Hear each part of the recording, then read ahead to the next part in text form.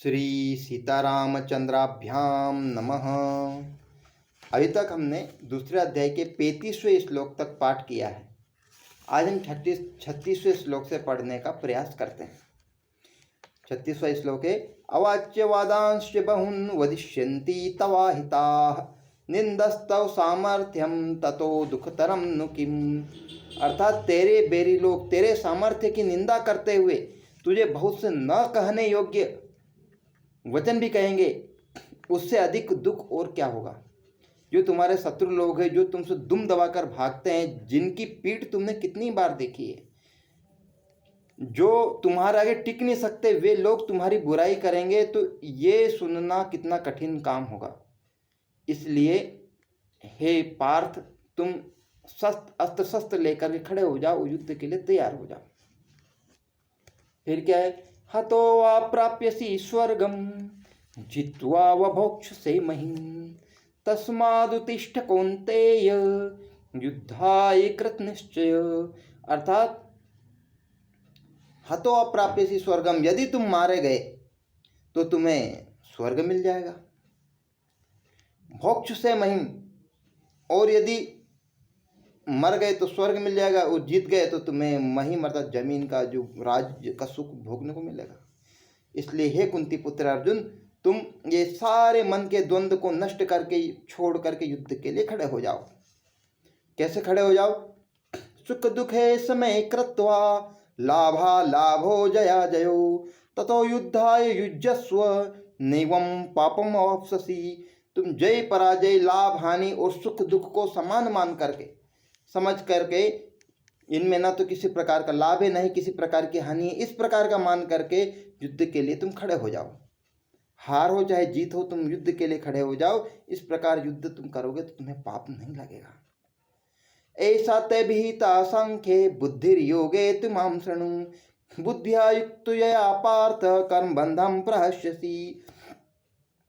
ये जो अभी तक तुमको बताया, ये सब सांख्य योग के अनुसार बताया। अब तुम इसको कर्म योग की भांति सुनो, कर्म योग की दृष्टि से सुनो। 40वां श्लोक क्या है, नेहा विक्रम नास्ति प्रत्यवायो न विद्यते स्वल्पमप्यस्य धर्मस्य त्रायितो महतो भयात्। अर्थात इस कर्म योग के आरंभ का बीज का नाश नहीं है। जो श्रेष्ठ कार्य समत बुद्धि है, इसका एक बार छोटा सा भी आरंभ कर दिया तो ये कभी नष्ट न होने वाला परिणाम देता है, विपरीत परिणाम नहीं देता है, और मृत्यु जैसे महानतम भय से भी रक्षा कर लेता है। ये शाब्दिक अर्थ आज हमने सुना। वास्तव में ये जो श्लोक है, ये श्लोक बड़े विशिष्ट श्लोक है। यदि इनकी हम तुलना पहले अध्याय से और दूसरे अध्याय के प्रश्न और उत्तरों के रूप में करें तो ये बड़े ही विशिष्ट अर्थ देने वाले श्लोक है। ये 8 श्लोक, कहने को 8 श्लोक है, परंतु ये बड़े मंच से लोगों को चुप करने के लिए पर्याप्त और बहुत अच्छी सामग्री के रूप में हो सकते हैं। कैसे, गीता के पहले अध्याय के 31वें श्लोक में अर्जुन ने कहा था, निमित्तानि च पश्यामि विपरीतानि केशव न च श्रेयोनुपश्यामि हत्वा स्वजनमाहवे। अर्थात मैं सारे कारणों को विपरीत देखता हूँ। निमित्तानि च पश्यामि विपरीतानि, सारे कारणों को विपरीत देखता हूँ, अपने विरुद्ध देखता हूँ। मैं अपने गुरु को, अपने दादाओं को, अपने भाइयों को, अपने ससुरों को मारना नहीं चाहता, इसलिए मैं सारी परिस्थितियों को विपरीत देखता हूँ। निमित्तानि च पश्यामि विपरीतानि केशव न च श्रेयो अनुपश्यामि हत्वा स्वजनमाहवे। अपने ही लोगों को देख करके मैं श्रेय अर्थात कोई सार नहीं देखता, कोई मान सम्मान नहीं देखता हूँ। अब इसका संबंध ये, चूंकि 31वां श्लोक है, तो आप दूसरे अध्याय के 31वें श्लोक में इसका अर्थ प्राप्त कर सकते हो। इसमें क्या कहा है, मैं श्रेयता नहीं देखता हूँ, कोई लाभ नहीं देखता हूँ, मान सम्मान नहीं देखता हूँ। तो भगवान 31वें श्लोक में क्या कहते हैं, स्वधर्मम, क्या कहते हैं, स्वधर्मपि चावेक्षा न विकम्पितो हरसि धर्मे अधियुद्धाच्छयो अन्य क्षत्रिय न विद्यते।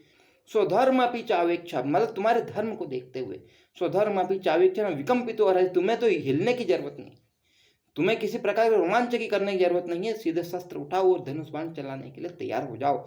ये वाली स्थिति है। क्यों? स्वधर्म अपनी चावेक्षण विकम्पितो अर्हसि, कि तुम छात्र धर्म है, तुम्हारे छात्र धर्म को देखते हुए तुम्हें युद्ध से उपरत होना कोई अधिकार नहीं। स्वधर्म अपनी चावेक्षण विकम्पितो अर्हसि धर्म यदि युद्धाक्षयो अन्य क्षत्रिय न विद्यते। ऐसा धर्म युद्ध के समान शुभ अवसर कभी किसी को प्राप्त होता ही नहीं, इसका लाभ लेना चाहिए तुमको। यहाँ क्या कहा था? मैं अपना कोई श्रेय नहीं देखता हूँ, कोई लाभ नहीं देखता हूँ। तो भगवान उस लाभ के लाभ से उत्तर देते हैं।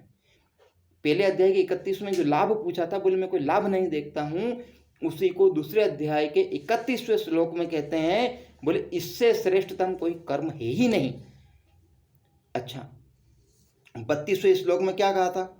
न कांक्षे विजयम कृष्ण न च राज्यम सुखानि च किम नो राज्येन गोविंद किम भोगैर्जीवितेन वा। न कांक्षे विजयम कृष्ण, आता हे कृष्ण, हे मधुसूदन, मैं राज्य सुख ये कुछ देखना ही नहीं चाहता, प्राप्त करना ही नहीं चाहता। न कांक्षे विजय, मैं विजय भी नहीं चाहता, विजय अर्थ जीतना भी नहीं चाहता इनको।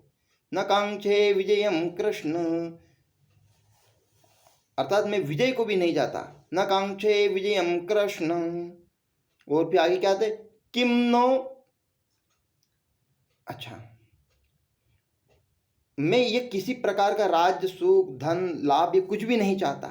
तो इसको वापस भगवान 32वें श्लोक में पुनः उत्तर देते हैं, यदच्छया चोपपन्नम स्वर्गद्वारमपावृतम सुखिनः क्षत्रिया पार्थ लभन्ते युद्धमिदृशम।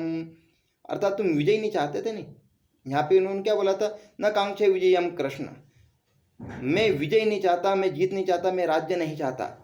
तो यहाँ कह रहे हैं भगवान, यदच्छया चोपपन्नम स्वर्ग द्वारम अपावृतम सुखिनः क्षत्रिया पार्थ लभन्ते युद्धम इदृशम। जो श्रेष्ठ लोग रहते हैं वही इसको प्राप्त करते हैं।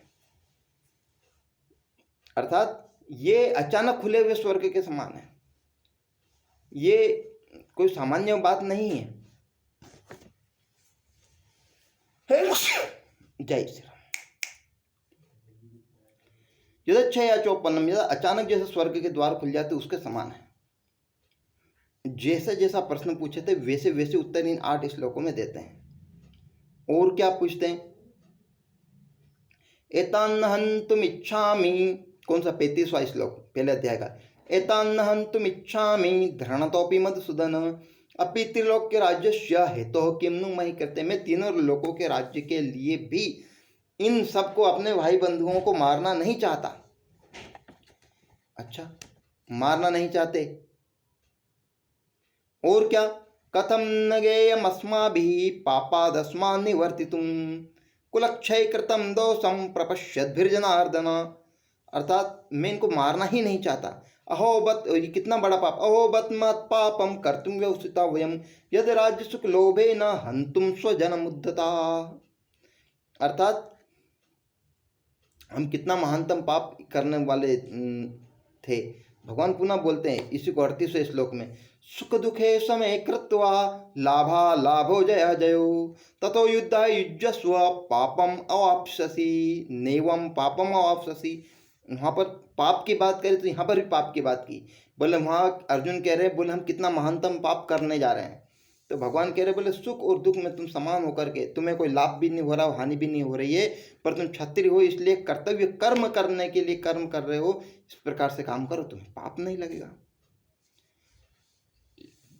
यहाँ ये 36वें श्लोक में कहा था, नियत्यधार्थ राष्ट्रान्न का प्रीति से जनार्दन पापम, नियत्यधार्थ राष्ट्रान्न का प्रीति से जनार्दन पापमेवास्य देशमान हत्वेतानाततायिन। अर्थात ये निहत्ते लोग यदि मुझे मार दे तो भी मैं अपना भला ही समझता हूँ। तो उनका उत्तर भी ऐसे देते हैं, अथ चेत्तुमिमं धर्मं संग्रामं न करिष्यसि तथा स्वधर्मं कीर्तिं च हित्वा पापम आवश्यसि। बोले पाप की बात निहत्यार्थ राष्ट्रन, यदि ये निहत्ते मुझे मार दे तो भी बोले मैं अपने लिए श्रेष्ठ कर समझता हूँ, मैं उसको कोई पाप नहीं मानता हूँ। तो भगवान यहाँ पर कह रहे तुम स्वधर्म का पालन नहीं करते हो, तुम पाप को अवश्य प्राप्त हो जाओगे। उत्सन्न कुल धर्माणाम मनुष्याणाम जनार्दन नरके नीतम वासो भौतित्यनुसृसम। यहाँ नर्क की बात कह रही तो भगवान स्वर्ग की बात कह रहे क्या? हतो अप्राप्यसि स्वर्गम, मर जाओगे तो तुम्हें स्वर्ग मिलेगा। हतो अप्राप्यसि स्वर्गम जित्वा भोक्ष्यसे महीम तस्मादुत्तिष्ठ कौन्तेय युद्धाय कृत निश्चय। अर्थात जैसा जैसा श्लोक उन्होंने कहा था वैसे वैसे श्लोक यहाँ पर उत्तर के रूप में दिए हुए हैं। ऐसे ये गुरु नत्वाई, दूसरे अध्याय का 5वां श्लोक, गुरु नत्वाई महानुभावान श्रेयो भोक्तुम भिक्षम अपि लोके। तो गुरु को मार करने की अपेक्षा तुम्हें इस लोक में भिक्षा का अन्न खाना पसंद करूंगा। तो भगवान भी उनको उसी प्रकार से उत्तर देते हैं। 38वां क्या इस उत्तर देते हैं? हतो अप्राप्यसि स्वर्गम जित्वा भोक्ष्यसे महीम तस्मादुत्तिष्ठ कौन्तेय युद्धाय कृत निश्चय। अर्थात तुमने यदि इन शत्रु लोगों को मार दिया तो तुम इस धरती का स्वर्ग भोगोगे, और तुम यदि मारे गए तो तुम्हें स्वर्ग का सुख मिलेगा। अच्छा, ये पूर्व में उन्होंने पूछा भी है, नहीं प्रपश्यामि ममापनुधात यच्छोकमुच्छोष्णम इंद्रियाणाम अवापि भूमाउ सपत्नम वृद्धम राज्यम शरणमपि चाधिपत्यम। जैसा जैसा प्रश्न पूछा गया वैसा का वैसा भगवान ने उनको उत्तर भी दिए। आखिर में क्या कहते हैं पाप के लिए? योगस्थः कुरु कर्माणि संगम त्यक्ता धनंजय सिद्ध सिद्धियो समो भूत्वा समत्वई योग उच्यते। जो बात भगवान ने दूसरे और तीसरे श्लोक में कही थी उसी को विस्तार के रूप में कहते हैं। दूसरे श्लोक में क्या कहा था भगवान ने? कुतस्तवा कस्मलीदम विस्मय समुपस्थितम अनार्य जुष्टम अस्वर्गम अकीर्तिकरम। अर्जुन 3 शब्द बोले। कितने शब्द बोले? केवल 3 शब्द बोले। कौन सा? अनार्य जुष्टम और अस्वर्गम और अकीर्तिकरम। इन्हीं को थोड़ा विस्तृत करके कहते हैं। अर्थात जो तुम ये बात कह रहे हो मैं युद्ध नहीं करूंगा और ये सब बातें हैं, ये तुम अनार्य जैसी बात कर रहे हो, श्रेष्ठ लोगों जैसी बात नहीं कर रहे हो। तो भगवान 31वें श्लोक में कहते हैं धर्म आदि युद्धाच्छेयो अन्य क्षत्रिय न विद्यते। अर्थात जो अनार्य जुष्टम उसी का विस्तृत कहा उन्होंने। धर्म आदि युद्धाच्छेयो, धर्म युद्ध के समान जो तुम्हें अवसर मिला है ये और कहीं पर भी नहीं मिल सकता, विश्व में किसी को भी नहीं मिल सकता ऐसा धर्म युद्ध का अवसर। और जिनको मिलता है वो बहुत भाग्यशाली होते हैं। धर्म आदि युद्ध अच्छेयो अन्य क्षत्रिय विद्यते। इसके समान श्रेष्ठ अवसर क्षत्रिय के लिए दूसरा नहीं होता है। अस्वर्गम, जो तुम कह रहे हो युद्ध से उपरत होने वाली बात है, ये अस्वर्ग देने वाली, स्वर्ग देने वाली नहीं है, स्वर्ग को प्रदान करने वाली नहीं है। तो यहाँ पर क्या कह रहे भगवान? 32वां श्लोक क्या है? 32वां श्लोक 32वां श्लोक है यदक्षया चोपपन्नम स्वर्ग द्वारमपावृतम सुखिना क्षत्रिया पार्थ लभन्ते युद्धमिद्रसम। अर्थात यदच्छा, जो अचानक तुम्हारा जिस प्रकार से स्वर्ग के द्वार कुछ देर के लिए खुल जाते हैं और कोई भी व्यक्ति उसके अंदर प्रविष्ट होने का अवसर प्राप्त कर लेता है, बोले उसी के समान ये अवसर तुम्हें प्राप्त हुआ है। अस्वर्गम, वहाँ पर अस्वर्गम बोले थे, यहाँ स्वर्गम द्वारम अपावृतम की बात हो गई। फिर अकीर्ति, अकीर्ति वाले को ही भगवान 33वें श्लोक में पुनः कहते हैं अथ चेत्वमीमं धर्मम संग्रामम न करिष्यसि तथा स्वधर्मम कीर्तिम च हित्वा पापम अवाप्स्यसि। अर्थात यदि तुम युद्ध नहीं करते हो तो तुम पाप के भागीदारी अवश्य होगे। अच्छा, तीसरे श्लोक में उन्होंने एक बात और बोली थी अर्जुन ने, भगवान ने बोली, क्या बोला था? क्लेब्यम स्मगम पार्थ नित्यत्युपपब्धते क्षुद्रम हृदय दौर्बल्यम त्यक्तोत्तिष्ठ परंतप। हृदय की तुच्छ दुर्बलता को त्याग करके खड़े हो जाओ। उसी बात को पुनः 37वें श्लोक में बोलते हैं भगवान हतो अप्राप्यसि स्वर्गम जित्वा भोक्ष्यसे महीम तस्माद उत्तिष्ठ कौन्तेय युद्धाय कृत निश्चय। इसलिए अर्जुन युद्ध के लिए तैयार हो जाओ, युद्ध के लिए खड़े हो जाओ। दूसरे अध्याय का 37वां श्लोक। तो ये जितने श्लोक है जो 31 से लगा करके तो 38 तक, ये सारे श्लोक ऐसे हैं जो हर जगह हम उपयोग कर सकते हैं। ये पहले प्रश्न में जो जो अर्जुन ने समस्याएं पूछी थी, बताई थी, उनके क्रमबद्ध उत्तर दिए हुए हैं। देखो ऐसे 38वां श्लोक सुख दुखे समय कृत्वा लाभा लाभो जया जयो ततो युद्धा युजस्व निवम पापम अवाप्स्यसि सुख दुखे समय कृत्वा, सुख और दुख, सुख और दुख से क्या होता है, सुख और दुख कहाँ से होता है, सुख दुखे समय कृत्वा लाभा लाभो, लाभ और हानि के द्वारा सुख दुख होता है। सुख और दुख की प्राप्ति कहाँ से होती है, सुख कहाँ से होगा, जब लाभ होगा तो सुख होगा, प्रॉफिट होगा तो सुख होगा, लॉस होगा, हानि होगी तो दुख होगा। सुख दुख फिर लाभ हानि, सुख दुखे समय कृत्वा लाभा लाभो जया जयो ततो युद्धा युजस्व नैवम पापम अवाप्स्यसि। ये अच्छा, यहाँ पर पुनः एक और नया शब्द आ गया, सुख दुखे समय कृत्वा लाभा लाभो जयो जया जयो, जय और पराजय के द्वारा। ये भी कहाँ से प्राप्त होंगे, तो जय और पराजय, जीत और हार के द्वारा। तो जीत हो चाहे हार हो, सुख हो चाहे दुख हो, लाभ हो चाहे हानि हो, इन जो 6 चीज बताई गई है, इन 6 चीजों में जो सम रहने वाली बातें हैं, जो सम रहता है, जो एक समान बना रहता है, ना तो कोई दुख का निशान, दुख हो तो भी कोई हमारे चेहरे से जान नहीं सके, और सुख हो तो भी कोई इतना कोई प्रदर्शन वाली बात नहीं न करने वाला व्यक्ति ही योग युक्त होता है। उसको कभी भी पाप या लाभ या हानि या नहीं हो सकता। उदाहरण के लिए हम हमारे मित्र के साथ खड़े हैं या हमारे किसी परिचित के साथ खड़े हैं, जिसको हम तनख्वाह नहीं देते हैं, ऐसे व्यक्ति के साथ खड़े हैं, और हमने उसके हाथ में कुछ बल्ब पकड़ा दिया, एक बल्ब दे दिया, कांच का पात्र दे दिया, कांच का पात्र उसके हाथ से गिर गया, तो क्या हम उसको पैसे देते नहीं, इसलिए हम बोल लेंगे, सहज ही बोलेंगे कोई बात नहीं है, मेरे हाथ भी हो जाता तो अब क्या करते, कुछ नहीं कर सकते, क्योंकि हम उसको पैसे दे नहीं रहे हैं, हमारा पैसे कोई संबंध नहीं है, इसलिए हम उसको, उसके हाथ चाहे नुकसान हो गया तो भी कुछ कर नहीं सकते उसका, क्योंकि वो तो निष्काम रूप से कार्य कर रहा था। और यही कार्य यदि नौकर हो, जिसको हम पेड हो, जिसको हम पैसे देते हैं, ऐसे व्यक्ति के द्वारा जब नुकसान हो जाता है तो हम उसको 10 बात सुना देते हैं, ऐसा क्यों कर दिया, तेरी तनख्वाह में से काट लूंगा, ये वो प्लान। तो ये यहाँ पर सेम स्थिति भगवान बता रहे हैं। बोले भैया यदि तुम सम अवस्था में आ जाओगे, सम अवस्था मतलब लाभ हानि इन दोनों से परे, न तो लाभ प्रॉफिट हो रहा है, ना कि लॉस हो रहा है, न तो लाभ हो रहा है, ना कि हानि हो रही, न तो जय हो रहा है, ना कि पराजय हो रही, न सुख हो रहा है, ना कि दुख हो रहा है, इन 6 चीज़ों से परे यदि तुम हो जाओगे तो बोले फिर तुम्हें कोई पाप नहीं लगे, पाप तुम्हें पकड़ नहीं सकता, पाप और पुण्य दोनों की पकड़ से तुम दूर हो जाओगे।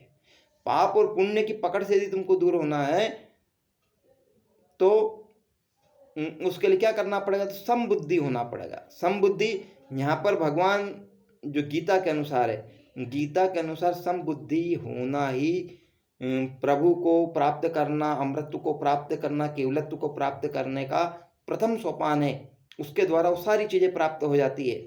अन्य जगह पर ऐसी सुविधाएं नहीं हैं। अन्य जगह पर तो स्वर्ग मिलेगा, इतने पुण्य कर्म करो, उन पुराने पाप ने, ये पाप ने, कर्म से उपरत हो जाओ, कर्म मत करो, इस प्रकार की सब बातें होगी। परंतु गीता में ऐसा नहीं है। गीता में कह रहे तुम केवल समबुद्धि हो जाओ, समबुद्धि होने मात्र से तुम्हारा भला हो जाएगा। तो ये गीता का विशिष्ट भाव है। एक छोटी सी कथा के बाद में अपन इसका विराम करेंगे। तो समबुद्धि की कथा है कि सम हो जाना, सम होने के बाद में किस प्रकार की स्थिति बनती है, वो उसकी एक छोटी सी कथा है। एक बार जब महाभारत युद्ध चल रहा था तब वहाँ पर बर्बरिक नाम का एक महारथी आता है। बर्बरिक महारथी था, महारथियों में भी श्रेष्ठतम महारथी थे। वो अपने तर्कस में मात्र 3 ही तीर लेकर आए थे और अपराजिता माँ दुर्गा के द्वारा एक अपराजिता विद्या को उन्होंने सिद्ध कर लिया था, जिसमें युद्ध में कोई पराजित नहीं कर सकता। इस प्रकार की विद्या में वो निष्णात थे। मात्र 3 ही तीर लेकर के आए थे। तो बोले मैं युद्ध किसके पक्ष से करूँगा? तो उनके गुरुदेव ने कहा था, बोले भैया जिस पक्ष से कमजोर हो, जो पक्ष कमजोरों का हो, जो युद्ध में हार रहा हो, उस पक्ष से तुम युद्ध करना। अब ये बात जब भगवान श्री कृष्ण को पता चलती है तो भगवान बोलते हैं, बोले क्यों भाई, तुम तो पांडवों के पौत्र हो, अर्जुन के भीम के पुत्र हो, तुम घटोत्कच तुम्हारे पिता है, तुम्हारे पिता भी इस पक्ष से युद्ध कर रहे हैं, तुम्हारे दादा भी युद्ध कर रहे हैं, तो तुम्हें इस पक्ष से युद्ध करना चाहिए। तो बोलते कि नहीं नहीं, हम मुझे तो उस पक्ष से युद्ध करना जो कमजोर हो। बोले भाई तुम तो एक तीर में जो जीत रहा पक्ष उसको पराजित कर दोगे, उसके बाद जो पक्ष फिर कमजोर होगा मैं उसके पक्ष से लड़ूंगा, मतलब दोनों तरफ की सेनाओं को तुम नष्ट कर दोगे। बोले हाँ मैं तो ऐसे करने वाला हूं। क्यों? अब ऐसा कैसे बोल सके? ऐसा इसलिए बोला उन्होंने, समबुद्धि है। लाभ हानि सुख दुख, तुम्हारे कौरव मरे पांडव मरे, उससे उनको कोई मतलब नहीं। वो केवल एक उपकरण की भांति कार्य करने के लिए आए हैं। उपकरण की भांति कार्य करने से व्यक्ति को पाप नहीं लगता। तो भगवान ने बोला भैया तुम तो समबुद्धि हो गए हो। समबुद्धि अर्थात मोक्ष को प्राप्त करने वाले हो गए हो। तो बोले मोक्ष को प्राप्त करना है, तो बोले मोक्ष तुम्हें पहले ही दे देते हैं, पहले उनकी गर्दन काट करके उनको मोक्ष दे दिया। क्यों? क्योंकि बोले यदि तुमने इस प्रकार का कार्य किया तो फिर तो सृष्टि के बहुत सारे नियम खत्म हो जाएंगे। तो कुल मिलाकर कहने का आश्रय यह है कि जो समबुद्धि होता है, समबुद्धि अर्थात उसको कोई मतलब नहीं कि कौन जीत रहा है हार रहा है, लाभ हो रहा है हानि हो रही है, जय हो रही है पराजय हो रही है। अच्छा, ये तीनों भी एक दूसरे संबद्ध शब्द है। पहला है सुख दुख, सुख और दुख। सुख और दुख कहाँ से प्राप्त होगा? तो लाभ और हानि के द्वारा होगा। जो सुख मिलेगा वो लाभ के द्वारा मिलेगा, और जो हानि है हानि के द्वारा दुख मिल जाएगा। अब लाभ और हानि ये कहाँ से होंगे? तो ये मिलेंगे जय और पराजय के द्वारा। लाभ कहाँ से होगा? जब जीत होगी तो लाभ होगा, पराजय होगी तो हानि होगी। तो ये वास्तव में एक दूसरे से कनेक्टेड शब्द है। और जब आपको तीन स्तर पे इसको नष्ट कर दोगे, सुख दुख लाभ हानि और जय पराजय, इन तीनों में एक जैसे तुम यदि हो जाओगे तो ये तुम्हारा पिंड छोड़ देगा, फिर ये तुमको प्रभावित नहीं करेगी। ये तुमने तीन स्तर से उसको डिस्कनेक्ट कर दिया। कहीं भूल चूक से कहीं कनेक्ट होने की स्थिति आती है तो ये आपने तीन जगह से तोड़ दिया, तो अब ये आपको प्रभावित नहीं करेगी। तो ये भगवान कह रहे हैं। और यही स्थिति बर्बरिक के समय होती है। बोले बर्बरिक ये वास्तव में मोक्ष की स्थिति है, ये अमृतत्व प्राप्त करने की स्थिति है। इसलिए भगवान स्वयं अपना नाम उनको खाटू श्याम दे देते हैं। यहाँ पर एक प्रश्न भी है कि हमारे शरीर के अंदर जो आत्मा है उसको भी अवयव कहा गया है। भगवान भी अवयव है, अव्यक्त है, अंतर ध्यान हो जाते हैं, दिखाई नहीं देते सामान्य आंखों से, कभी भी प्रकट हो जाते हैं, कभी भी अव्यक्त हो जाते हैं। तो जो स्वरूप आत्मा का है वही स्वरूप भगवान का है। पर भगवान मन चाहे तब अंतर ध्यान हो जाते हैं, मन चाहे तब प्रकट हो जाते हैं। पर हमारे अंदर की आत्मा ऐसा नहीं कर पाती। हमारे अंदर की आत्मा है वो तो शरीर के द्वारा एक शरीर में आएगी, फिर दूसरा शरीर जन्म लेगा, फिर तीसरा शरीर जन्म लेगा, फिर वो मरेगा, उसको छोड़ेगा, उसको पकड़ेगा, इस प्रकार क्रम चलता रहता है। ऐसा क्यों है? क्योंकि जो हमारी आत्मा है उसने शरीर को उसके साथ अपना उसमें अपना मेल कर रखा है, उसमें संबंध स्थापित कर रखा है। पर भगवान स्वतंत्र है, उन्होंने कोई हमारा नहीं है। बस धर्म के पक्ष से भैया धर्म की जीत होनी चाहिए, इसलिए तो वो कार्य करते हैं। उनको किसी से कोई मतलब नहीं, कौरव हारे पांडव हारे जीते, पर जो धर्म पक्ष में जो रहेगा वो जीते, इस प्रकार का भाव है उनके अंदर। किसी से कोई संबंध नहीं है, स्वतंत्र है, इसलिए कभी भी विलुप्त हो जाते हैं। बहुत सारे ऋषि मुनि होते हैं ऐसे जो इस प्रकार का संबंध विच्छेद कर लेते हैं। उनको किसी के आने से, किसी के खुश होने से, किसी के दुख होने से, किसी के उससे कोई फर्क नहीं पड़ता। कभी प्रकट हो जाते, कभी भी विलुप्त हो सकते हैं। बड़ी बड़ी विद्याएं प्रकट कर देते हैं, तो वो इसी के द्वारा प्राप्त होता है जब कोई किसी प्रकार का मोह नहीं होता है। तो ऐसा है। तो यहाँ पर ये जो श्लोक है, ये श्लोक बड़े विशिष्ट श्लोक है। हम आगे 41वें श्लोक से और इसको जानने का प्रयास करेंगे। अस्तु, जय श्री राम।